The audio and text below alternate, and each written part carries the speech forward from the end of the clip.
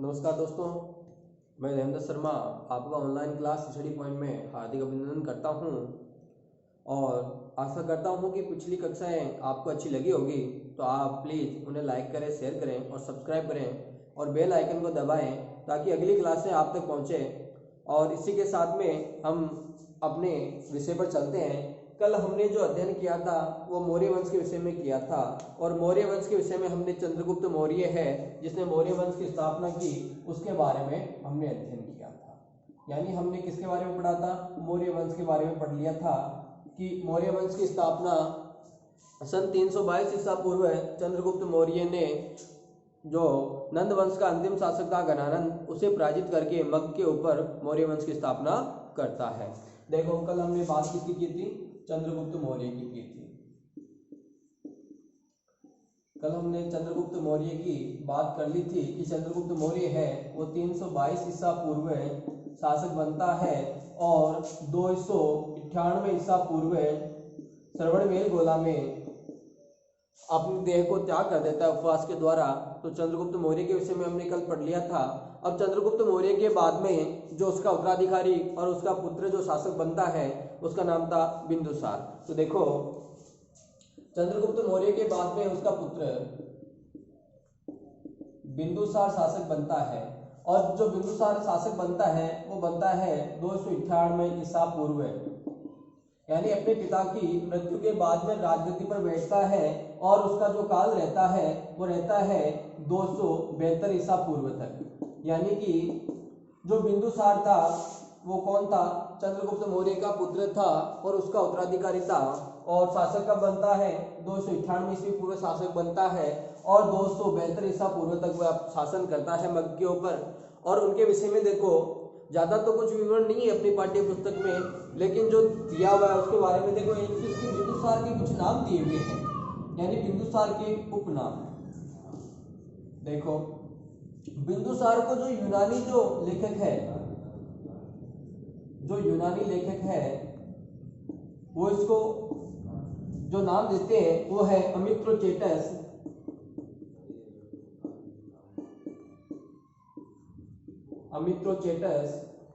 यानी कि जो बिंदुसार है उसको यूनानी लेखक अमित्रोचेटस के नाम से बुलाते हैं या नाम से दिया हुआ वर्णन है। और जो दूसरा नाम मिलता है हमें यूनानी लेखकों की ग्रंथों में वो है अमित्रोघात।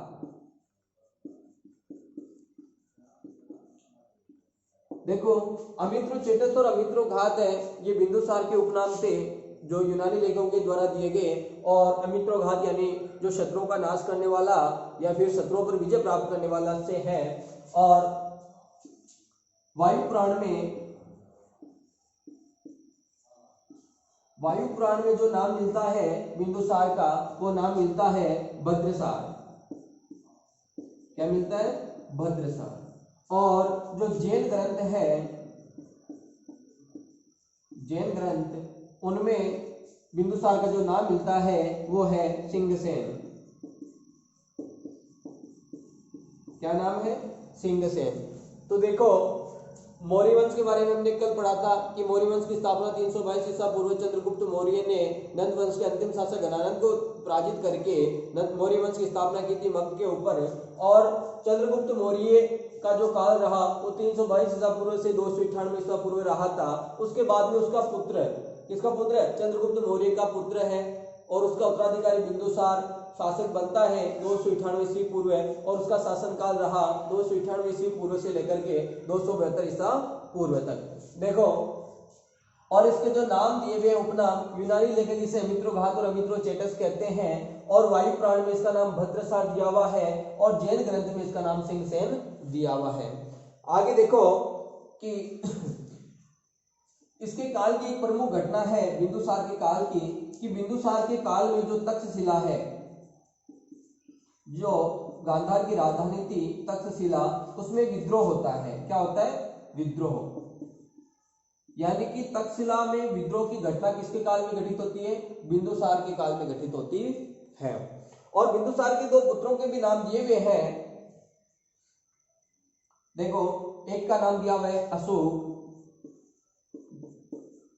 जो मौर्य काल का सबसे प्रतापी शासक था। दूसरा दिया हुआ है सुसीम, और ये जो वर्णन दिया हुआ है वो दिया है दिव्यदान,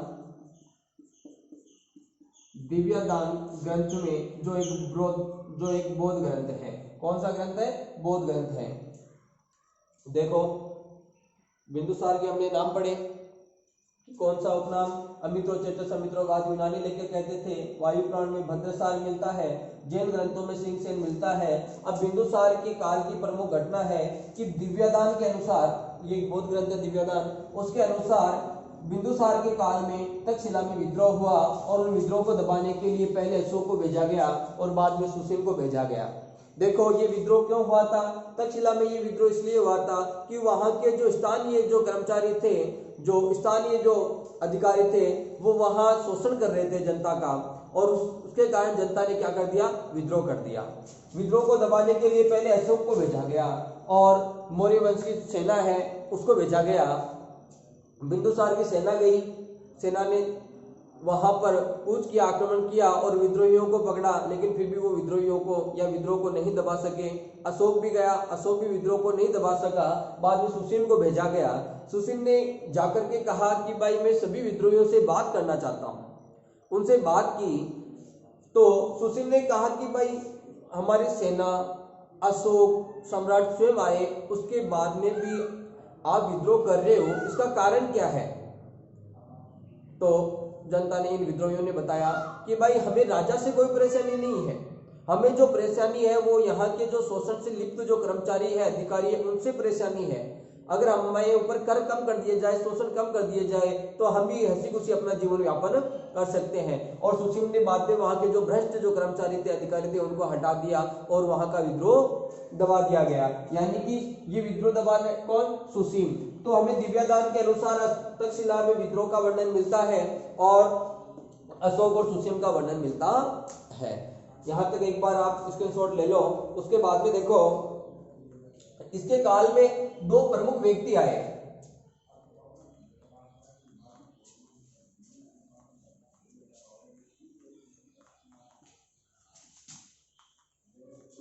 देखो बिंदुसार के दरबार में एक यूनानी शासक था,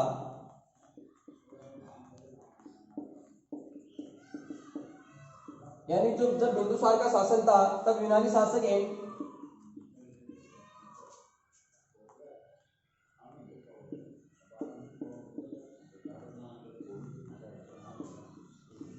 देखो यूनानी शासक एंटिकस जो प्रथम था, या एंटियोकस भी लिखा हुआ है कहीं कहीं,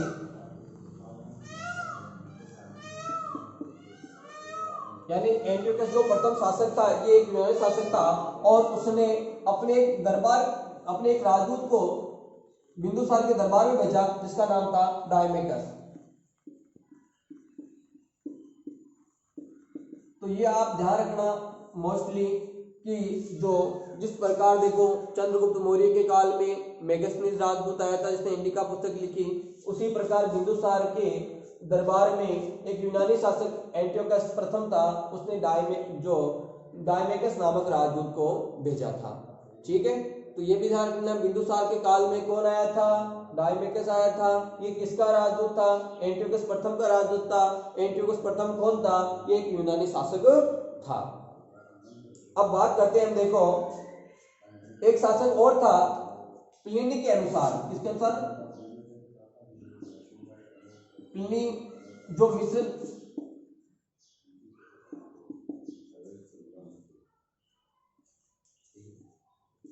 प्लिनी मिस्र का एक प्रमुख विद्वान था, लेखक था। वो लिखता है कि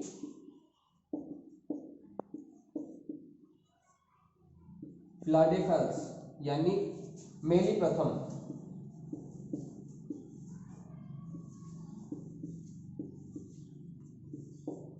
देखो फिलाडेल्फस या इसे मेली द्वितीय भी कहा गया।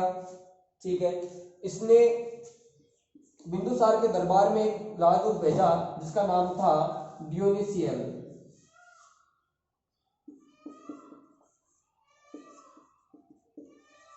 इसे भेजा डियोनिसियस नामक राजदूत को बिंदुसार के दरबार में भेजा।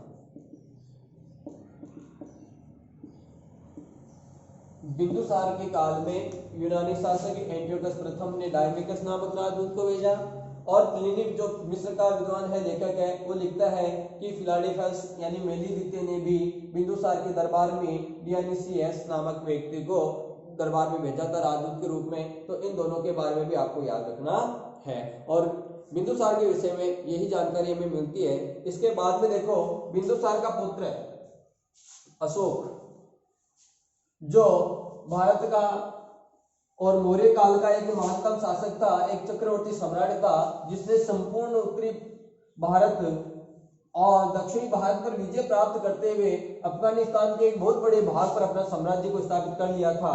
तो हम बात करते हैं अशोक की। किसकी बात करते हैं? अशोक। देखो अशोक मौर्य काल के शासकों में सबसे प्रतापी और अपनी धर्म नीति और दया दान के लिए जाना जाने वाला शासक था। अशोक जब राज्य गद्दी पर बैठा, कब बैठा? 272 ईसा पूर्व। हमने पहले पढ़ा चंद्रगुप्त मौर्य, फिर पढ़ा बिंदुसार। बिंदुसार का हमने काल पढ़ा कि 298 ईसा पूर्व से लेकर के 272 ईसा पूर्व तक बिंदुसार शासक रहा और बिंदुसार के बाद में अशोक 272 ईसा पूर्व राजगद्दी पर बैठता है। देखो कई किंवदंती हैं, उनमें ऐसा वर्णन मिलता है कि जो अशोक है वो अपने पिता बिंदुसार की इच्छा के विरुद्ध शासक बनता है और अपने कई भाइयों का वध करके वो शासक बनता है। तो अशोक कब बैठा राजगद्दी पर? 272 ईसा पूर्व है और इसका जो काल रहा वो 272 ईसा पूर्व से लेकर के 232 ईसा पूर्व तक का रहा। ठीक है। अब देखो अशोक के विषय में, अशोक एक ऐसा पहला शासक था जिसने अभिलेखों के माध्यम से अपनी जनता को, अपनी प्रजा को जानकारियां दी और उन्हीं अभिलेखों के माध्यम से हमें अशोक के विषय में बहुत सारी जानकारियां प्राप्त होती है और उन्हीं में दो है, एक मास्की एक गुजरा, एक मास्की और दूसरा गुजरा अभिलेख। कौन सा? मास्की और गुजरा अभिलेख।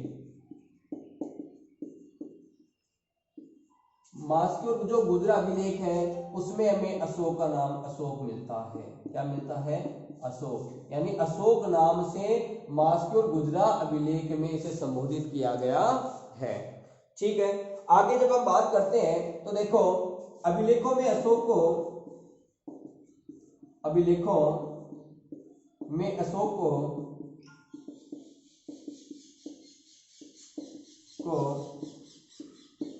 देवानाम प्रिय, यानी देवानाम प्रिय से तात्पर्य देवताओं में प्रिय या फिर राजाओं में प्रिय। यहां शब्द का तात्पर्य देवों का शब्द राजा से, यानी राजाओं में प्रिय देवानाम प्रिय और देवानाम प्रियदर्शी।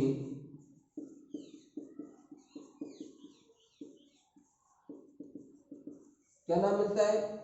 देवानाम प्रिय और देवानाम प्रियदर्शी, दो नामों का वर्णन हमें मिलता है अभिलेखों में। किसमें मिलता है? अभिलेखों में हमें मिलता है। और अभिलेखों के बारे में, अभिलेखों से हमें यह भी जानकारी मिलती है कि अशोक की एक रानी थी जो विदिशा की थी। कहाँ की थी? विदिशा। विदिशा की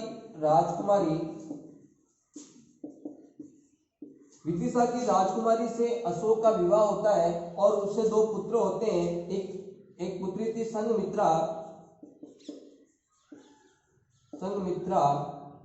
और एक पुत्र था महेंद्र। इनके बारे में भी जानकारी मिलती है। पहले बात करें अशोक की। अशोक 272 ईसा पूर्व शासक बना, उसका काल चला 232 ईसा पूर्व तक। अशोक का नाम है वो मास्की और गुजरा अभिलेख में हमें अशोक नाम से पता चलता है और अभिलेखों में अशोक को देवानाम प्रिय और देवानाम प्रियदर्शी नाम से पुकारा गया है। और विदिशा की राजकुमारी जो राजकुमारी है उससे अशोक का विवाह होता है और उसकी एक पुत्री होती है संघमित्रा और दूसरा पुत्र महेंद्र। इसके बारे में भी हमें अभिलेखों से पता चलता है। और एक अन्य रानी का भी नाम विदित होता है हमें, जिसका नाम है कारुवाकी। और एक रानी का नाम भी अभिलेखों से पता चलता है जिसका नाम था कारुवाकी। देखो यहाँ तक समझ में आ गया होगा, तो हम इसके बाद में आगे की बात करें।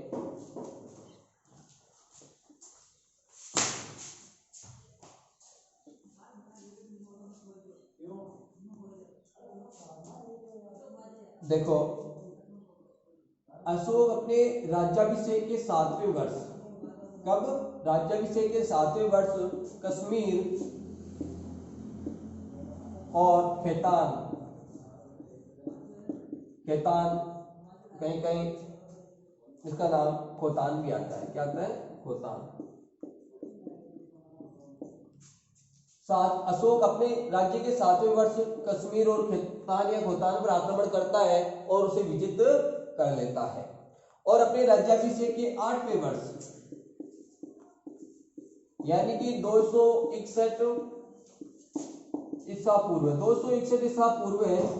अपने 8वें वर्ष वो कलिंग पर आक्रमण करता है। किस पर करता है? कलिंग पर।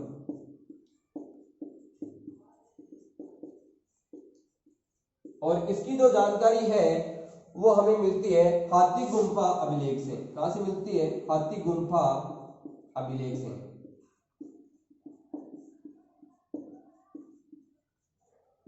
देखो हाथी गुम्फा अभिलेख है, उससे हमें ये जानकारी मिलती है कि अशोक है वो अपने राज्याभिषेक के 8वें वर्ष यानी 261 ईसा पूर्व कलिंग पर आक्रमण करता है। किस पर आक्रमण करता है? कलिंग पर आक्रमण करता है। और उस समय कलिंग का जो शासक था वो था नंदराज। क्या था? नंदराज। कलिंग का शासक कौन था? नंदराज था। और नंदराज और अशोक के मध्य एक भयंकर युद्ध होता है। क्या होता है? अशोक और नंदराज के बीच में युद्ध होता है, और युद्ध में 1 लाख लोग मारे जाते हैं। कितने? 1 लाख लोग दोनों ओर के, यानी कि अशोक और नंदराज दोनों ओर के 1 लाख लोग मारे जाते हैं। और जब उन 1 लाख लोगों के शवों को जब अशोक देखता है विजय प्राप्त करने के बाद, यानी कलिंग पर आक्रमण किया, विजय किसकी हुई? अशोक की। और पराजित कौन हुआ? नंदराज हुआ। लेकिन उस युद्ध में 1 लाख लोग मारे गए, और जब इन 1 लाख लोगों के शवों को जब अशोक देखता है तो उसका मन विचलित हो जाता है, यानी उसका मन विचलित हो जाता है। और मन विचलित होने के बाद में वो भेरी घोष के स्थान पर, यानी भेरी घोष के स्थान पर अब धम घोष को अपनाता है। धम घोष।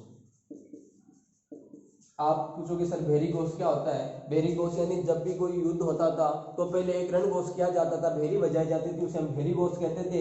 यानी रण की घोषणा करना, एक युद्ध की घोषणा करना भेरी घोष कहलाता था। और धम घोष यानी कि बाद में अशोक ने धम नीति अपनाई, यानी दयादान की नीति अपनाई।